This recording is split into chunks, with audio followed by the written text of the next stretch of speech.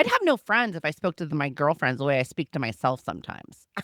Yes, I hear you. Right? Like it's Yes. this inner critic voice can be downright mean. Welcome to Now What? Hi, I'm Melissa, your host, and you're listening to Now What, the podcast that dives into the heart of midlife and all its twists and turns. Whether you're feeling lost, bored, or just wondering what your next move should be, believe me, you're not alone. So join me and let's navigate this midlife maze together. Let's go. Hey, hoops and glossers. You know how everyone says you just need to love yourself? Like it's the easiest thing in the world. But what about when you're not feeling it? When you're exhausted, self-critical, or comparing yourself to everyone else's highlight reel? Today, we're diving into what self-love actually looks like, not just as a quote on Instagram, but as a daily practice. My guest, Karen Blaine, is an intuitive empath, retired hypnotherapist, and the author of 7 books, 7, including You Are Not Alone, which explores how we can love ourselves through life's hardest seasons. She's been married for over 40 years, raised 4 incredible kids, and built a career helping others reconnect with their most authentic, loving selves. We're talking about how to actually practice self-love when it doesn't come naturally, how to stop following all the shoulds, and how to start feeling proud of who you really are. Hoops and glossers, please welcome to Now What, my guest, Karen Blaine. Thank you so much for that beautiful introduction. Woo! 7 books. I don't think I've even read 7 books in the last few years written. That is phenomenal. Anyways, Karen, welcome to Now What. I'm so excited to have you. Thank you. I'm excited to be here.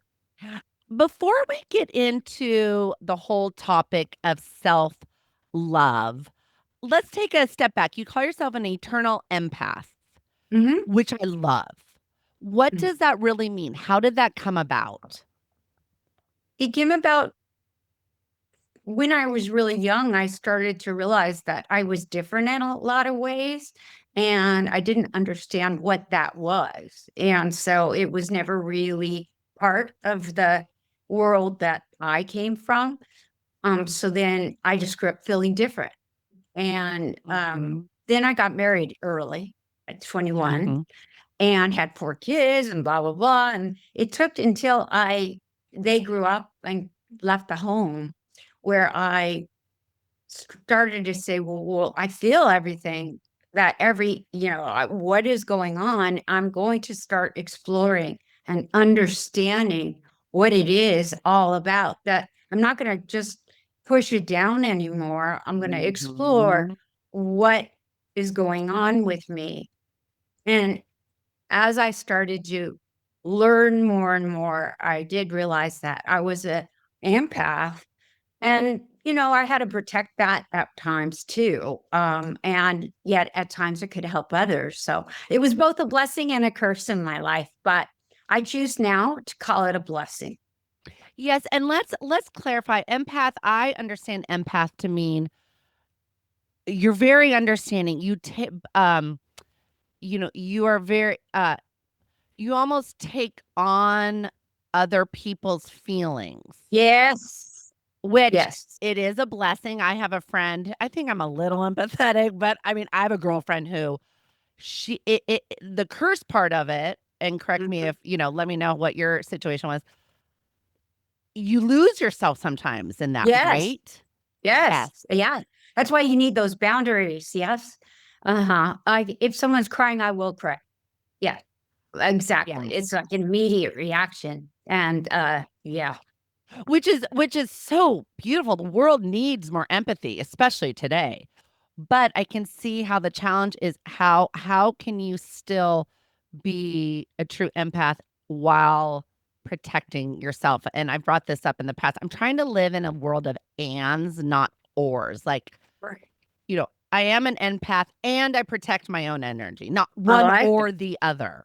Exactly. And that's what I've learned to do. And yes, but it's funny because and one of the reasons I created this now, my Now What podcast and community, in which we'll go into that too, is both you and I believe in the power of community and that we're not alone. Right. And it's, you said you raised your 4 amazing kids, and it's, I'm almost an empty nester or free bird. I have my youngest of 3 is a junior in high school. But it was a few years ago when my role as mother was needed less. Like, you kind of go from, you're always a mother, yes, but the roles change. And I don't know if you experienced this. I mean, 4 kids. We almost went for 4. We almost went for 4. Stopped at 3. My husband's one of 5. But it's when that role changed, I was needed less, that I did have time to turn inward more. Mm-hmm. But B, that freaked me out. And that's why I named it Now What. It was really kind of like, now what the F do I do now? Because I was so lost. And yeah, it's called empty nest syndrome already. You're Yes. projecting out, and it's smart actually, because maybe by the time it actually happens, you'll be okay. Well, you started your podcast, so that's a big help. Yes. So I read that as growing up, you were told you're too sensitive. Oh yeah.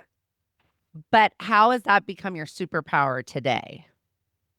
That when I started to understand I was highly sensitive, and then that turned into being an empath. So I felt like I could give others so much help.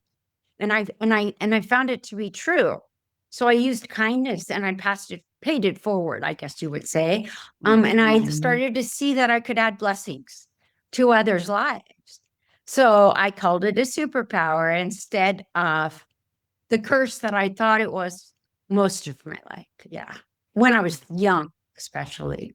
Yes, I love that. How to flip the script. Yes. How to flip the script. So, at what point did you take your superpower and turn it into writing 7 books and then have it be your goal to help people via writing, which is an amazing feat? Thank you. Well, I got to tell you, I started to write as soon as I could read at 5, 6 years old. I was always a reader and a writer. So, I mean, I journaled furiously, and I had books that I even took, as I turned into it.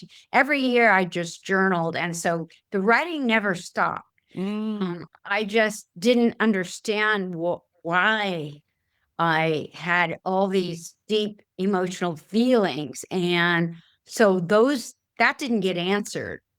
I wrote, but I didn't get those answered. But the idea of writing has always been a part of my life. So it was That there. that's Sorry. amazing. It sounds like also as a form of therapy, because I know when I grew up, therapy wasn't a thing. I don't know if it for you growing up, if you saw a therapist growing up or not, to help. No, Yeah, it wasn't a thing to help understand. So, in a way, that is very evolved to at least have the tool to turn to journaling and writing to, as my mom says, get these thoughts out of your head, because our thoughts aren't necessarily reality, right, right. right? And sometimes the head can be a very dangerous place to live in. I think if you looked at my book, I talk about negative loops, thought loops, right? And how we have to Yes. reframe those, right? And stop them in their tracks and look at, being, just say, well, how is this helping me? And just stop it. And there's I don't want to get too intricate, but there's a Socratic philosophy, which is just to say, what is happening here? Why do I need this in my life at this moment? And it's a way by questioning the negative thought loops to stop going there. And then I write in the book about optimism versus pessimism, which is another thing that's important. So you feel yourself going negative, you can remember to try to stay positive and use all these tools to help you. And we can talk about tools later. For sure. Yeah. No, that's definitely, I like to leave my audience with every episode like a actionable item, a tool. Oh, yeah. So actually let's get into the we call it the myth of just quote, just love yourself. Okay, sure. We Mhm. all need to love ourselves and we all need to speak, speak kind to ourselves. I say to, I wouldn't speak to I'd have no friends if I spoke to my girlfriends the way I speak to myself sometimes. Mhm. Yes, I hear you. Right? Like it's Yes. this inner critic voice can be downright mean. I- Just horrid. Yeah. Ye yes. Do you So, have a sounding board? Is your husband a sounding board for you? for sure, for sure. Yes, but sometimes I don't get it out. Yeah, I understand.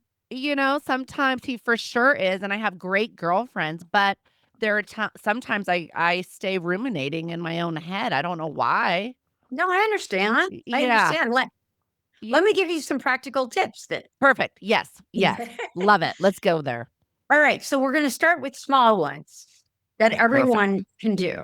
perfect. So, and they may have heard them before, but I'll reiterate them. Okay. So, that first one, I have a hard time meditating for too long, but meditating does help. My son is a meditation teacher, Mm, and he has gotten so much self love just through that one practice. And so, what I do is, okay, I'll just combine the meditation right now with affirmations because I like to say to myself, and it's really important when you're going through that yourself, to look in your mirror, even though it may feel uncomfortable, and say anything that you need to say to stop that churning. Like, I love and accept myself. I am okay just the way I am. I am more than good enough. I'm a superwoman.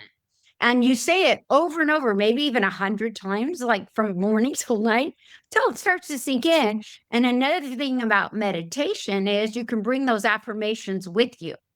So when there's I bija love that. mantras, which are like, all those that you think of. But I like to do just the affirmation mantras. So if you're sitting there and you're meditating in that nice, quiet place, which you can do even through conversational hypnotherapy and go nice and deep, Mhm. then you can start to meditate and bring those affirmations out. And then also, I'll give you another one, and Yes, that's in this is there, fantastic. mindfulness, right? And mindfulness Mhm. is paying attention, paying attention and gratitude to your surroundings every time you're around. You have your children, and you're like, wow, they're still here. They're doing well. They're happy. And your husband's with you. And so you've got all these blessings in your life. And so you can be mindful of that. But those are actually more broad. A lot of people think mindfulness is what you ate. Being great, just like Mhm. what I just ate. I want to think about how pleased I am. I'm mindful of what I'm eating, who I'm talking to, right this moment. Staying in that moment is what mindfulness is. So, it's so interesting, 100%, I couldn't agree more, and it sounds so simple, but I feel like we all struggle with it. Like, Yeah, and you, the last, like, 3 women I've interviewed, it's all the common theme, and it seems to start with a pause, and your point, be aware, right? yes, yes, Take yes. the pause, be aware, meditate, say the affirmation. I just had a memory. I used to actually, I went through a phase where I would put sticky notes on my bathroom window. That's great. I need to do that again. Okay, hoops and glossers. We need to do that. Like literally, like I am strong. And I put it on my kids' mirrors. Like, Yes, I am strong. I am brave. whatever they need, whatever you need. Yes. Absolutely. Yes. Yes. Okay. Excellent, excellent tips. Um, Why do you think, and this is just my personal experience, but Hmm. why do you feel that women, and especially in midlife, struggle to give themselves the same compassion they give everyone else? Like we said, we don't give we give our kids more compassion than we give ourselves. We look on Instagram and we think we're not worthy enough, even though we know logically Instagram's fake. I mean, you know what I mean? Yes, I have a whole But why chapter on we're all bright women, right? Like especially midlife women. We've lived like we have a lot more life to live. Believe me, we are not dead. I'm not saying that at all. But we're smart, intelligent women. Why do you think we fall into that negative cycle? Okay, well, don't laugh at me, but No. I'm in the middle of my 8th book. Oh my gosh, laugh at you. Yay, my God. Anyway, it really does address this because I had to finally. I was ready to go there. It's called After They Fly. Oh my gosh. And it talks about the fact that we've given and given and Yes. given, and they have been our first priority so many years of it, so that we haven't, we still, we're lifetime givers For sure. because my kids are grown and I still only care about them at, much more than me still. So Of I course. had to start writing this book so I can then understand what is going on. Why can't I get past a little of that to have that in myself that I give to them? So yes, I think moms, as much as I think dads are great, Of my course. turn. Yes. I think moms really do have that giving, experience, and they have it hard. They have a hard time pulling out in midlife and saying, okay, I can give myself all that self-love that I gave them all those years. Wow. So you literally in the midst of writing it? Or Yes. I finished, but I always go through this re-editing process. sure, sure. Oh my gosh. Okay. Well, when that's out, you have to come back on. I shall. One other question about self-love. Do you feel it's a muscle we need to work on? Yes, every day is a practice, It's a right? practice. Because if we start to lose it, just like physical exercise, Yes. we start to lose. I had back surgery. Oh, I know. And the doctor kept saying, you can't work out, you can't exercise. And I was like, okay, how long? Because first off, your mind starts to get, mind body. We were talking about yeah. that. And you just don't feel yourself. And then you eat poorly. It all goes together. And so I, was really waiting till he gave me the Mhm. okay to start to work out again. And I'm doing upper body weights and stuff. I'm not Mm. doing major things, but Yes, yeah. but you can move your body. Yes, no, but being a nutritionist and fitness coach, I'm all about mind, body, spirit. When I hear about schools like not getting funding for PE and it's like, Oh, no, you guys, you don't understand. It's all, I have two boys and a girl and especially the younger kids, they have to have that physical outlet, you know. absolutely. Yeah, and that's a whole other podcast. But yes, but it's like you say, it's a practice. And like any practice, whether it's wanting to, I'm training for this bodybuilding competition, grow muscle. Oh, Yeah, it's thank you. thank you. It's a big bucket list item. It's been a What year. made you do that? What made you go there? It was something that so I grew up playing sports. I've always been athletic. I've always been physical. It's just part of who I am.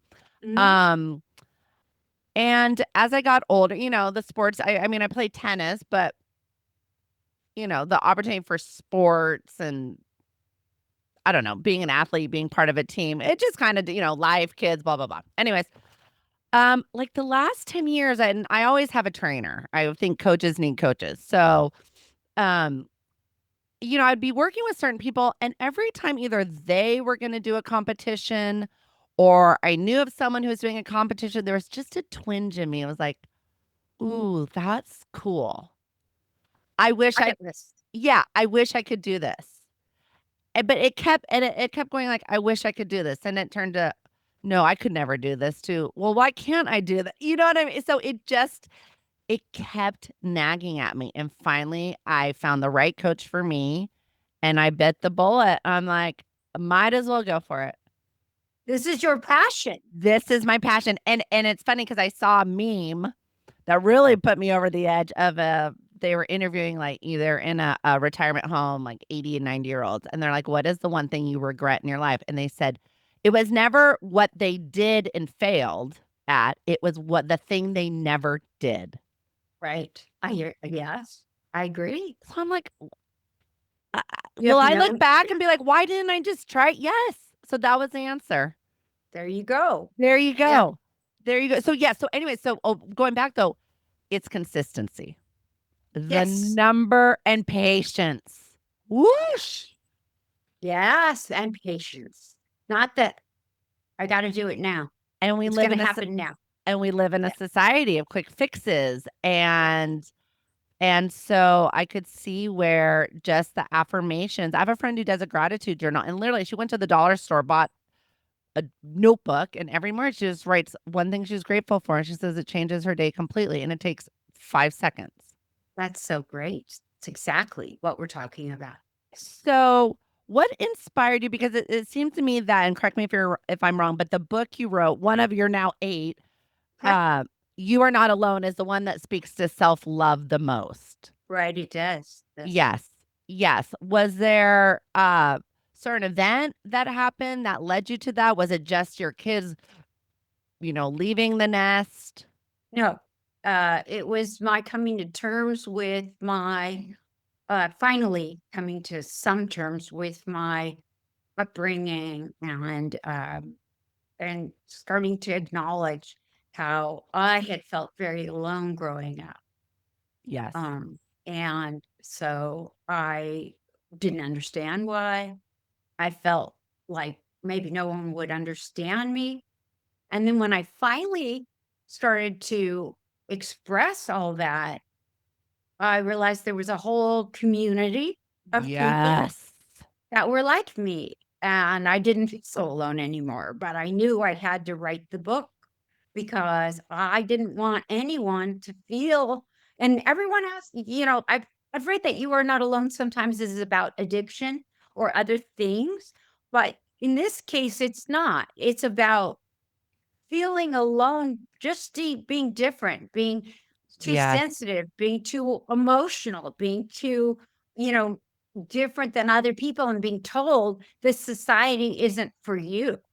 You're going to get eaten up by it. And feeling like, wow, okay, what's wrong with me? So I started to write the book.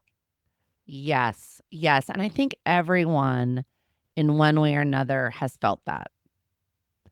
I mean, I was always, well, believe it or not, I grew up painfully shy. And then I took a drama class 5th grade, and my mom goes, I don't know what happened to you, but something was unleashed. So my whole life since 5th grade was, I'm so loud. I'm so this.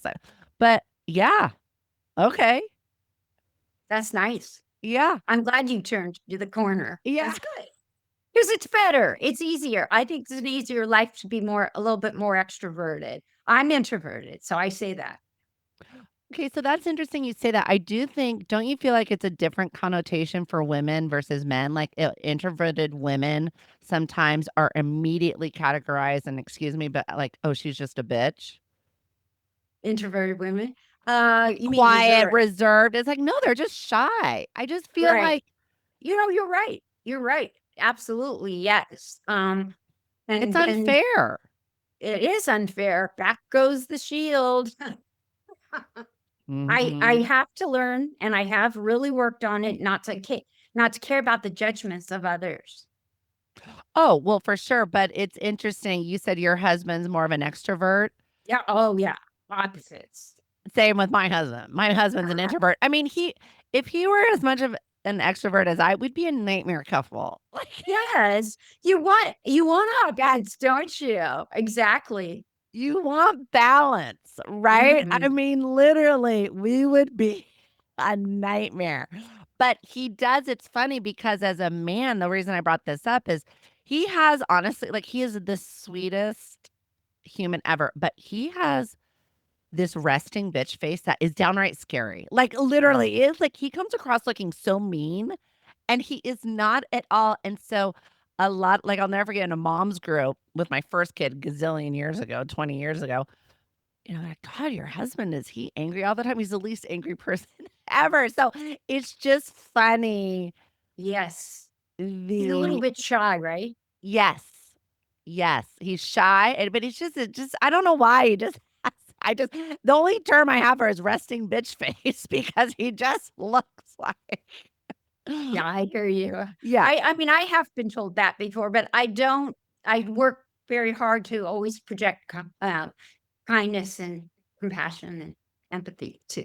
So, Well, I'm learning too as I get older. Life is hard enough. And so if you can go through life with those three things you just mentioned, it makes it a lot easier. Okay, you gave us some specific to do action items, which I love. You also spoken about you write about grounding and connecting with the earth's vibrations. What does that mean? And what does that well, look like? have you ever felt like you were out of sorts? I'm sure you have. Yesterday, I You wanted go to I was at the gym. I wrote my coach this. So irritable. Mm, It was weird. Like I literally it was I don't know. I couldn't even stand myself or anyone around me. So I I went understand. outside and I took a 10-minute break. Oh, another thing to do is not on cement, but if there's a lovely grassy knoll or area Okay, I've around you, heard this. Yes. Okay. or an ocean nearby, Oh. where you can walk on the sand, just you go barefoot and you give yourself, or if you don't have any of those, say you live in the middle of New York or Yeah. whatever, Yeah. wherever you live, Yeah.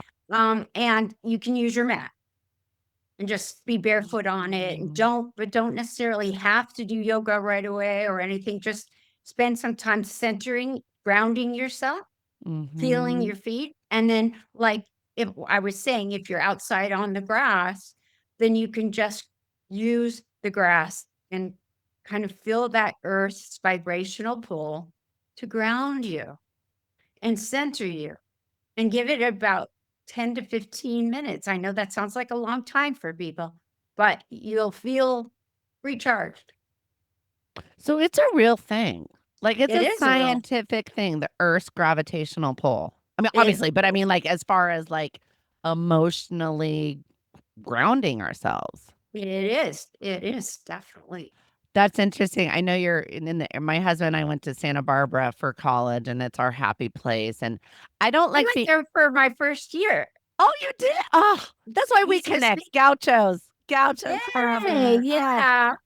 it's our happy place. We're in Northern California now. And I I am we used to have spring break down there every week or every week. I wish every year with the kids. And I don't like being in the ocean. I'm not a strong swimmer, but just being on the beach and the waves and the motion is so calming to me. So we all need to go. So if you can go outside, take off those shoes. It's like in the movie Pretty Woman when she makes Richard Gere take off her shoes and socks and walk around barefoot in the park. Yeah. Okay. That's so cute. Good Okay. memory. Yeah. Oh, that was like my favorite movie. Okay. So for someone feeling stuck or unworthy right now, really struggling to find self-love, what's one thing that they can do the second they stop listening to this podcast to shift that energy? Okay, so I would say to themselves, am I thinking negatively? Is this what's going on? Am I in a negative slump? I need to be optimistic. I know how important because it's very important. I'm sure you realize that because you do a lot of sports and you're training. And Mhm. if you're optimistic, it's kind of hard to be really down. And so you can try again to use that reframing Okay. and try and say, I'm going to be optimistic now. I'm going to say this is going to be a nice hour and then use your mindfulness, right? And say, I'm just going to get through the next hour if they don't want to get, through more than that. And say, and I'm going to look at gratitude and I'm going to change my focus. Okay. That's not a lot, but it's the best they can do. No, it's not a lot. And that's what I mean. Like, it's a good reminder to all of us. And that's why I was excited to speak with you because it does sound so simple, but it's hard. A lot of us haven't figured it out yet. So thank God we have people like you, Karen, who write Thanks. write books about this to Yeah. help us because these are the things they need to teach in school also. Yeah. Oh, yeah. They need a whole course for people. Oh, 1,000,000%. Like, yeah, so that again, we need to have a whole other nutrition, fitness, mindfulness. Absolutely. Yes. Yes, yes. Okay. Last but not least, I ask all my guests this. Well, I think I know you answered this earlier, but there may be another answer. Now what, Karen? Now what for you? I mean, we Okay. just Well, you're going to laugh. I'm starting my own podcast. oh my gosh, tell us about it. It's called Subconscious Strength. Okay. And it's really about traumas to triumphs. And it's about Oh, people who've gone through something major, maybe a divorce that was pretty acrimonious and it really took a lot out of them, to becoming empowered through it. mm, I doing it with a girlfriend who did go through that. So she's that example. Um, in that way, I'm fortunate that I haven't, but I have other things, as we discussed, where I felt like I went through some traumas in childhood that I came to terms with as a latter adult. And sure. so, and I feel like I've worked on that and I feel like I'm empowered by that. So we're just going to, have different guests and, well, we're not doing it all the time. Not like you, I don't think. So we're just doing it like once every month. So, Oh my gosh, that is fantastic. So we have book number 8 coming out. yes, I'll get back to you. We'll talk A- again. Absolutely. And you have a podcast coming out. And for everyone, I know you can go on Amazon. All your books Absolutely. All are my available books on under Amazon. Karen Blaine, not Eternal Impact, but Karen Blaine. Yeah. Okay, Karen Blaine. Um, I can't thank you enough for your time. Thank you. This was wonderful. Oh Like I my said, we're doing it again. Oh, we are doing it again. And everyone, what's the title of book 8? Do we have the title? Okay. Yeah. It says After They Fly. After They Fly. Oh, yeah, you got to come back on because Okay. that's our whole jam right now. Because Yeah. I still don't, Oh, I'm I still still, dazed and and it's been confused. many years. Yeah. Well, and that's the whole point. Like we said, it's about creating a community. And in life, we're not alone. And that's why I want to continue to share fabulous women's stories. Um, because you're not alone. You're not No, we're not. alone. None of us. No. We have each other's back, Yes. right? Yes. Yes. So, Karen, thank you so much. Thank you. Have a great, great day. You too. All right, Hoops and Gloss. That's it for this episode. Please share with a friend, and I'll see you next week.